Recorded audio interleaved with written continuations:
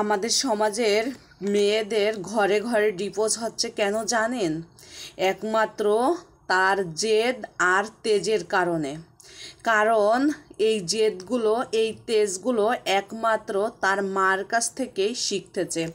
কারণ দেখেন গে, আপনি খোঁজ খবর নিয়ে দেখেন গে, তার মাও ঠিকই তার দাদা দাদুর সঙ্গে এইভাবে তেজ খাটাইছে, জেদ খাটাইছে। এই জন্য তার পেটে যেটা জন্ম নিয়েছে সেটাই হয়েছে। কারণ একটা কথা আছে না, মা যদি ভালো হয়, ওই যে ছাদ যদি ভালো হয়, পিঠাও অনেক সুন্দর হয়। তো কথাটা তিতা হলেও সত্য। কারণ আমাদের আধুনিক যুগের মারা এতটাই এখন মেয়েদের চেয়ে মেয়ের মারা আধুনিক হয়ে গেছে। তিনটা মানে ওই যে মানে কথায় আছে না যে শুকনা কলস বাজে বেশি। তো কিছু কিছু মারা এখন হয়ে গেছে, স্বামীরা ইনকাম করতেছে আর মারা রাজপ্রাসাদের মতন বসে বসে খাইতেছে, আর এর কথা ওর কাছে বলে বেড়াচ্ছে, গাল গল্প করে বেড়াচ্ছে। সেম একই কাজ তার মেয়েরাও করতেছে। আজকে যদি মারা যদি মেয়েদেরকে শাসন করত, প্রশ্রয় না দিত, তাহলে মনে হয় আজকে আমাদের সমাজে মেয়েরা এত ডিভোর্স হতো না। কারণ আমি কি সব মেয়েদের কথা বলছি? এখানে ভাই আপনারা কমেন্ট করতে পারেন, আপু সব মেয়ে এক না।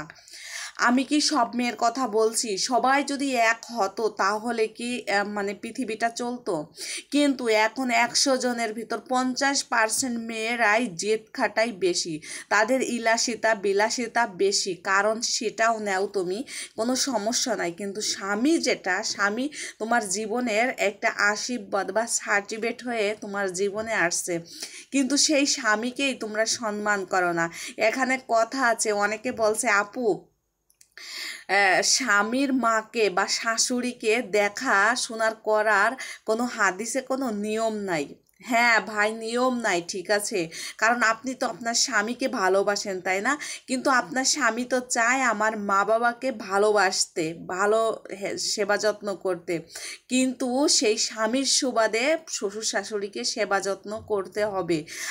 আপনারা এই কমেন্টটা আমাকে করছেন, সেই কমেন্টটার পরে আমি রিপ্লাই বা হাদিস অনুযায়ী গেলে এটাই আসতেছে। কোনো হাদিসে হ্যাঁ লেখা নাই যে শ্বশুর শাশুড়িকে তার বাধ্যতামূলক সেবা যত্ন করতে হবে, কিন্তু এখানে কথা আছে স্বামীকে আপনি ভালোবাসেন, স্বামীর পায়ের নিচে বেহেশতে, কিন্তু স্বামী যেটাই খুশি হবে সেটাই। আপনাকে যদি স্বামী বলে যে তুমি নফল নামাজ পড়তে পারবা না, তুমি আমার চাহিদা মেটাতে হবে বা আমার শারীরিক মানে অনেক কিছু, তো সেই সুবাদে স্বামীর হুকুমও পালন করতে হবে। সেটা হচ্ছে স্বামীর মা বাবাকে দেখাশোনা করতে হবে।